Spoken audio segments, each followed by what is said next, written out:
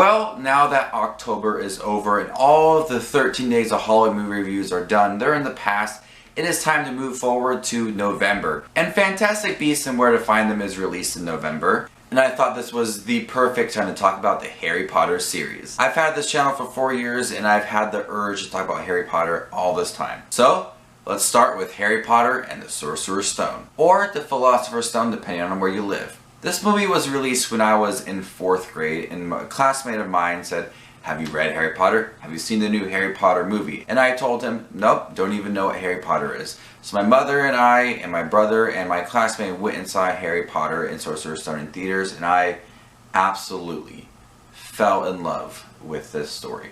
I fell in love with the story of an 11-year-old boy who receives these thousands and thousands of letters from owls addressed to him, and he doesn't know why because he's never got mail in his life. He lives with his mean aunt and uncle, the Dursleys. They try to stop all these letters because they know something from his past, and this giant named Hagrid comes and tells Harry that he is a wizard. "You're a wizard, Harry." "I'm a what?" And takes him off to get all his wizarding supplies. He hops on the Hogwarts Express where he meets his best friends for life, Ron and Hermione. There he learns how to be a wizard. He learns potions and spells and learns how to fly a broom. And some things from his past come to haunt him. This is one of the best movies I've ever seen. I love this movie to its core. This is such a great movie. And this movie did such a great casting Daniel Radcliffe, Emma Watson, Rupert Grint in these young roles. And I don't know if they did anything before this, but they were just so believable of these young kids who were in awe of everything they saw. Speaking of great casting, we had Alan Rickman as Severus Snape, who was perfect. Maggie Smith as Professor McGonagall was great as well. Even Tom Felton as Draco Malfoy was really great. What I loved about this movie so much is the kids and how they're in awe all the time of things they're seeing for the first time in their life.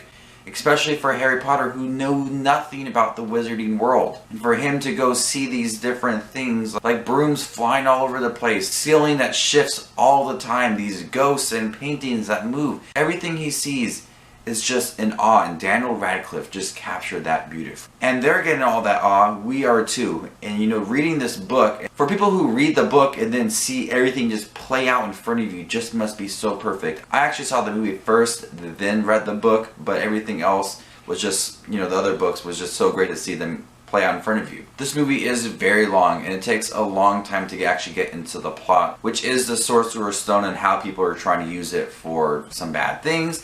And it's a long time to get to that point. But it does such a great job to set up this school. We don't want anything rushed. We want to know everything about this school. And I still want to know more about Hogwarts. And they do a great job talking about Hogwarts, the different classrooms, classes that you would take, and your friends and the ghosts, and just different things about the school. And even though the plot is down the road, pretty much like when the movie's almost over, everything previously which is set up for this whole entire school and the characters and the whole universe was perfect. This film looks great. Sometimes the CGI is a little bit iffy and outdated, but the practical costumes and the effects were stunning, and the detail to everything inside the school makes it so believable that you're in this massive castle. That you're walking down the hallways with Ron, Hermione, and Harry looking at the paintings. The stairs are moving, and you get to see these goblins and all these different creatures, and they were handled so well. Another thing that just blows my mind is that this score was created for this movie. It was created.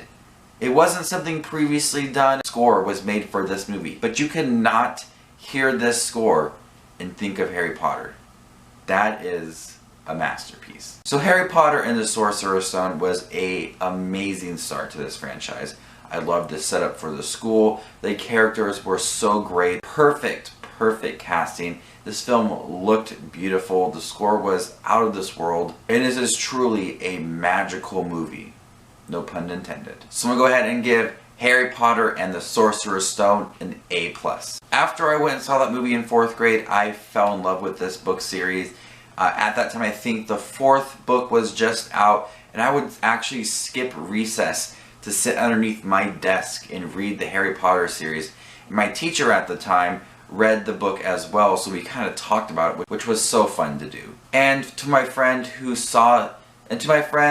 read Harry Potter and saw this movie, if you're ever watching this anytime in your lifetime and I ever see you again in my life, I thank you so much for introducing me to Harry Potter, because it really is the best thing in my life. So every other day I'm going to be uploading a Harry Potter review, and along the way I have some special guests. I am so excited to talk about these movies. All these movies are really great, and I'm just so excited for Fantastic Beasts and Where to Find Them, and I'm sure it's not going to have the charm as the Harry Potter series did, but nonetheless I'm still excited.